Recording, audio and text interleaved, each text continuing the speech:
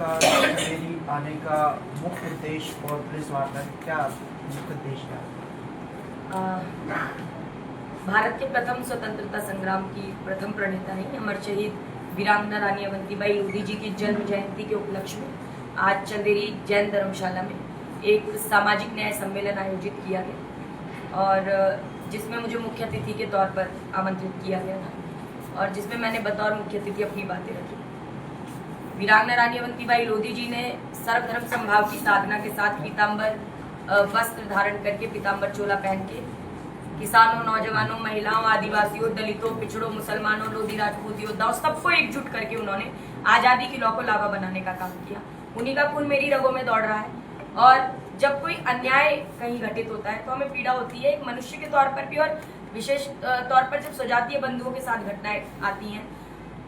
वैसे तो मैं कांग्रेस की राष्ट्रीय प्रवक्ता हूँ और भारतीय ओबीसी महासभा की मैं मुख्य संयोजक भी, परंतु मैं कांग्रेस की राष्ट्रीय प्रवक्ता के तौर पर लोधी समाज के सम्मेलन में बिल्कुल नहीं आई। मैं लोधी समाज की बेटी होने के नाते यहाँ उपस्थित हुई और मैंने अपनी बातें रखी। आज क्योंकि हमारे सरपरस्त जो है आदरणीय मध्य प्रदेश की प्रथम महिला मुख्यमंत्री रही, परम सम्मानीय मेरी दादी समान आदरणीय उमा भारती जी, समाज उनका बेहद सम्मान करता है, मैं भी बेहद सम्मान करती हूँ और मैं बचपन में उनकी गोदी में खेली हूँ। मुझे याद है 2003 में पिछौर में एक बहुत बड़ा सम्मेलन हुआ था समाज का, जिसमें आदरणीय कल्याण सिंह जी भी थे, आदरणीय उमा भारती जी भी थी और आदरणीय उमा भारती जी के समक्ष मेरा वक्तव्य हुआ था और मैंने उस समय कहा था कि बच्चे की आवाज भगवान की आवाज होती है और मैं अपनी अंतरात्मा की आवाज पर कह रही हूँ कि आदरणीय उमा भारती जी मध्य प्रदेश की प्रथम महिला मुख्यमंत्री बनी। तो हुआ भी वही।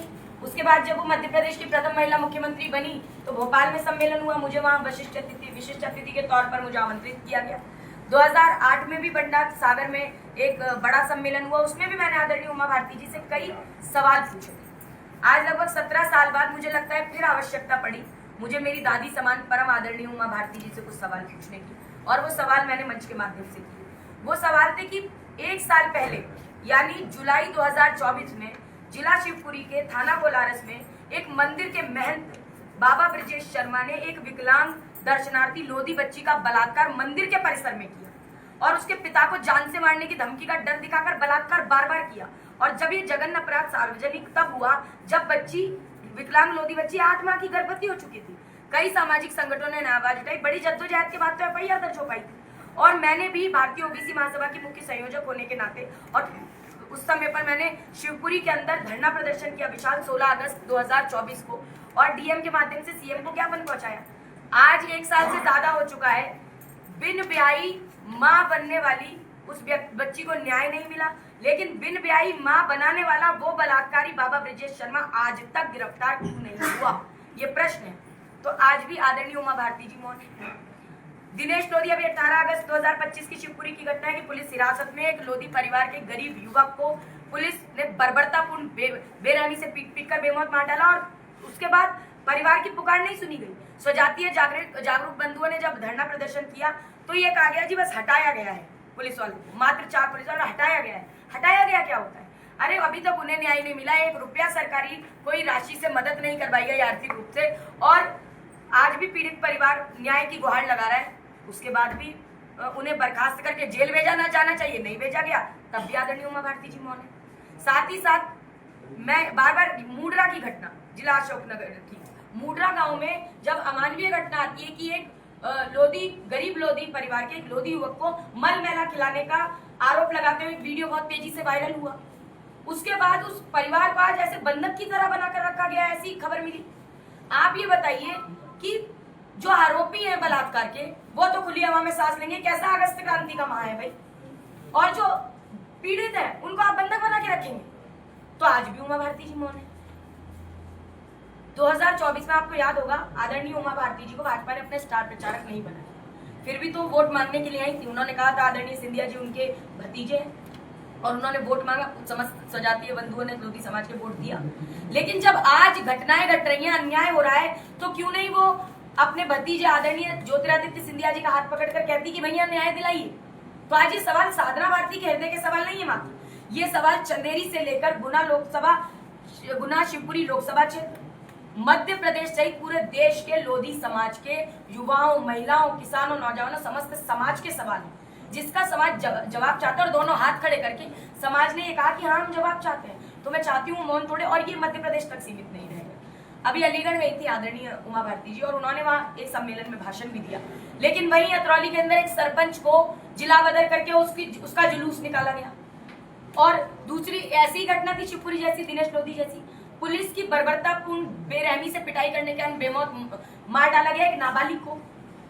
50,000 रुपए रिश्वत मांगी गई उनका आरोप है परिवार का। उन्होंने कहा हमने ब्याज पर जी 50,000 रुपए लेकर पुलिस वालों को दिए, फिर भी हमारा बेटा नहीं छूटा, बेटा भी गया। 50,000 रुपए वापस तो मिलना दूर की बात, 50 रुपए तक की मदद नहीं हुई। आखिर इनके लिए न्याय की लड़ाई कौन लड़ेगा? आदरणीय प्रहलाद पटेल जी यहाँ मंत्री हैं, आदरणीय धर्मेंद्र लोधी जी मध्य प्रदेश में मंत्री है। ये सब किस कारण मौन है भाई? ये अपना मौन तोड़े, और ये कोई कांग्रेस बीजेपी की लड़ाई नहीं है, ये मैं समाज की बेटी होने के नाते उनसे बोल रही हूँ।